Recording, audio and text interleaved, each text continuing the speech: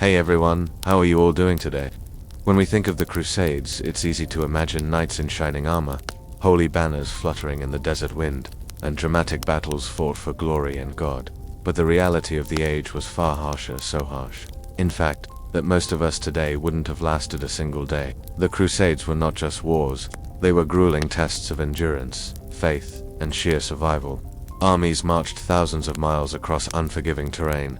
From the damp chill of European forests to the blistering heat of the Levant, supplies were scarce, disease was rampant, and the journey itself killed more men than enemy swords ever did. Life in this age was dominated by extremes of hunger, thirst, exhaustion, and violence. The very air of a crusading camp carried the stink of sweat, blood, and decay.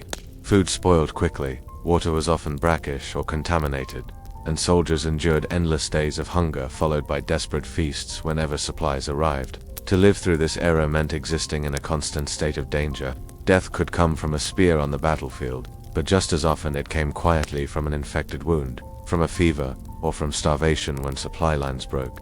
It was a world where survival itself was a daily victory.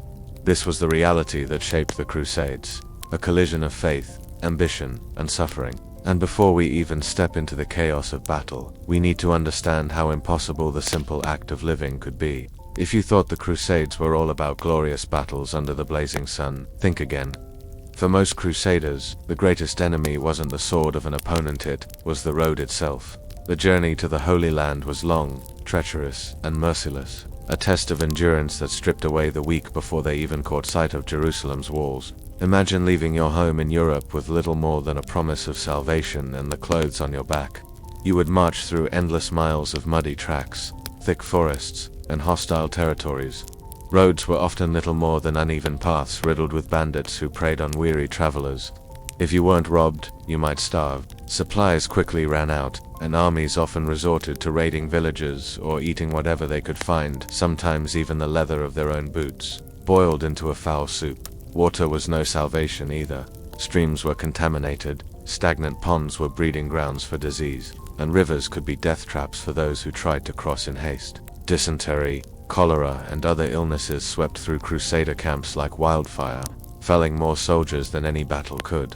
It wasn't uncommon to see lines of corpses left behind on the trail, unburied because the living had no strength to dig graves. The psychological toll was just as brutal. The constant hunger gnawed at men's sanity, while the stench of death and sickness weighed heavily on their morale. Many deserted, unable to endure another step, while others were driven mad by fever or despair. Chroniclers of the time wrote of grown men weeping like children, begging God for mercy or simply lying down to die by the roadside. And yet, for those who survived, this was only the beginning. The true horrors awaited them in the blistering deserts and fortified cities of the Levant. The road to the Crusades was not a pilgrimage of glory, it was a gauntlet of suffering, one that would break most of us long before we ever faced an enemy. If the journey to the Holy Land didn't kill you, the battles surely might.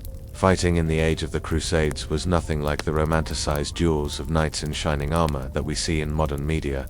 It was chaos, blood, and merciless violence, combat stripped of any illusion of chivalry. Armor was heavy, suffocating under the Middle Eastern sun. By the time a crusader reached the battlefield, he was already drenched in sweat, fatigued from marching for hours in blistering heat. Weapons were crude but devastating swords, axes, maces, and spears designed not for elegance but for tearing flesh and crushing bone. There were no clean kills.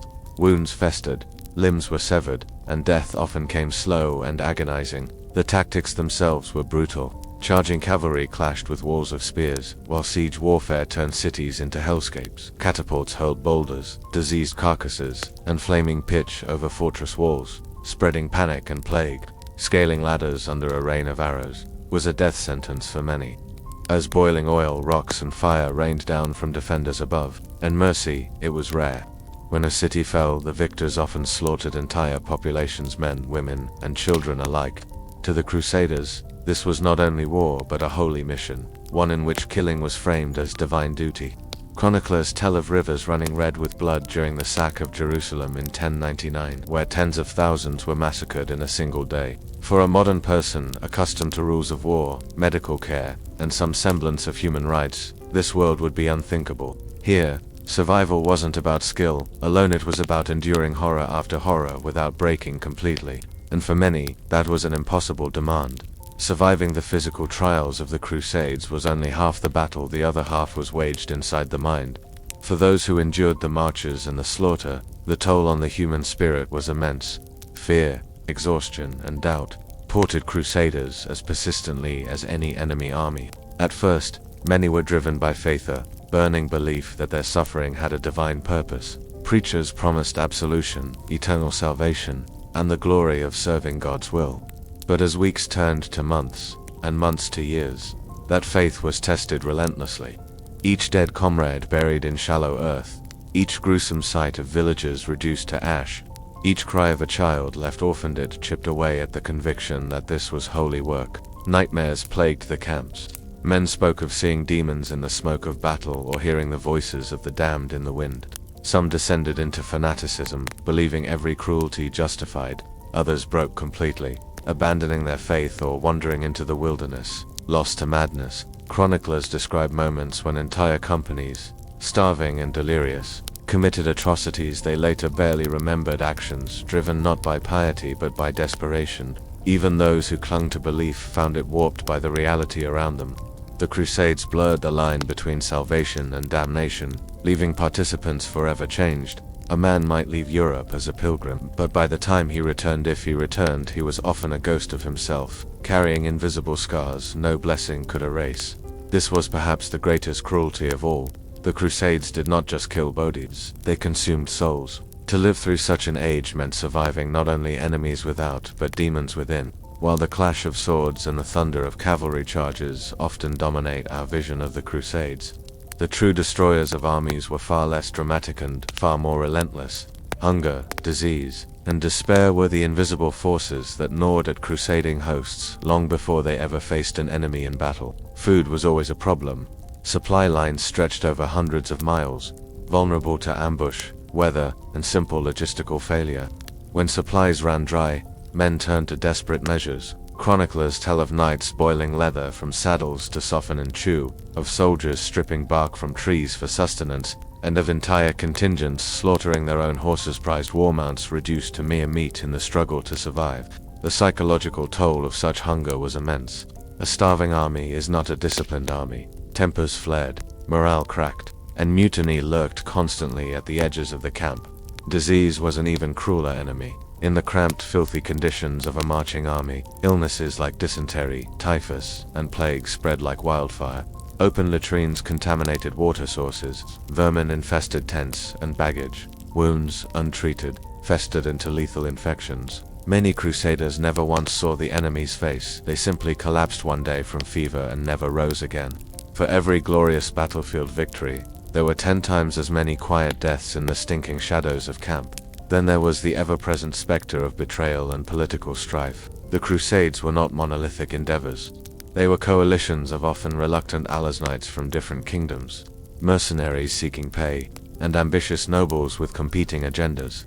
Infighting was common, with factions hoarding supplies or abandoning campaigns altogether when fortunes turned grim. Trust was a rare commodity, and when combined with hunger and disease, the result was an atmosphere heavy with suspicion and despair. To march under the cross was not merely to fight an external foe. It was to endure an endless gauntlet of suffering, where your own body, your own comrades, and even your own faith could become your undoing. If hunger and disease attacked the body, despair assaulted the mind. The Crusades were as much a psychological crucible as they were a military campaign, and few who endured them emerged unscathed. At first, faith sustained many Crusaders. They believed their suffering was sanctified, that each hardship earned them a place in paradise. Priests marched alongside armies, offering absolution for sins, promising divine favor, and preaching that their struggles would bring glory to Christendom. But reality was unrelenting. Months dragged into years, and the promise of holy victory began to tarnish beneath the weight of endless misery. Soldiers watched comrades waste away to nothing, buried in shallow graves or left for carrion when the earth was too hard to dig. They saw villages, Christian, Muslim, and Jewish alike, burned to the ground, and innocent lives trampled in the name of salvation. Each act of brutality, each moment of senseless loss, planted seeds of doubt. Some clung to their beliefs with a fanatic's grip, doubling down on violence as a way to silence the gnawing uncertainty within. Others fell into despair, their faith hollowed out until they no longer cared whether they lived or died. Chroniclers speak of knights wandering off alone into enemy territory, almost welcoming death, and of entire units collapsing into hysteria when omens an eclipse. A sudden storm seemed to signal divine abandonment. Even those who returned home often carried invisible scars. They were hailed as heroes, yet inside, many were haunted by what they had seen and done. They had left seeking redemption, only to find themselves forever estranged from the peace they once knew.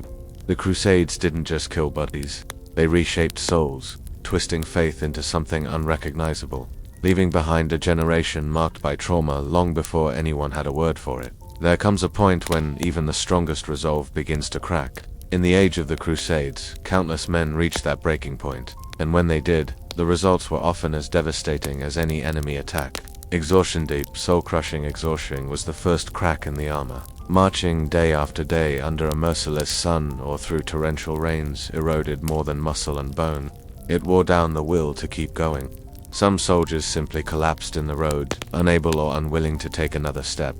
Commanders, desperate to maintain momentum, often left them behind to die, a brutal reminder that in this world, weakness was a death sentence. Others broke in quieter ways. They began to desert, slipping away under the cover of darkness, abandoning comrades and cause alike.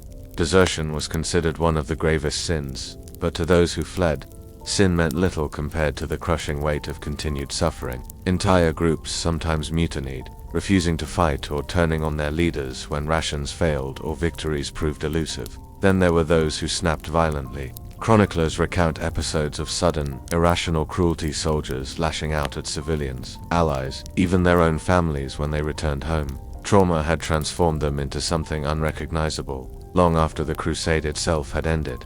This is what survival in the Crusades ultimately meant. Not heroic triumph, but enduring a relentless trial until either your body, your mind, or your humanity gave out. For many, it was not the sword of an enemy that ended their journey, but the slow, grinding collapse of everything that made life bearable. In the end, the story of the Crusades is not merely one of knights and kings, of banners raised high and battles fought in the name of God. It is the story of human endurance stretched to its breaking point, and of what remains when that endurance runs dry. The men and women who lived through that age carried scars far deeper than those carved by steel. They learned, in the harshest way imaginable, that faith can be both a shield and a weapon. That conviction can inspire greatness or justify horror, and that survival often demands a price higher than victory itself. Perhaps that is why these centuries still haunt us. They reveal a truth as uncomfortable as it is timeless, that beneath the banners of holy causes and the grandeur of history's epics lies the same fragile humanity we see in ourselves. Flesh that bleeds, minds that falter, spirits that, when pressed hard enough, can break or endure in ways we can barely comprehend. The Crusades remind us that history's heroes and villains were never gods, but human beings stumbling through the darkness of their own time, just as we stumble through ours. And maybe, in understanding their struggle, we find a mirror, one that reflects not only our capacity for cruelty, but also for resilience, for hope, even when the world itself seems lost.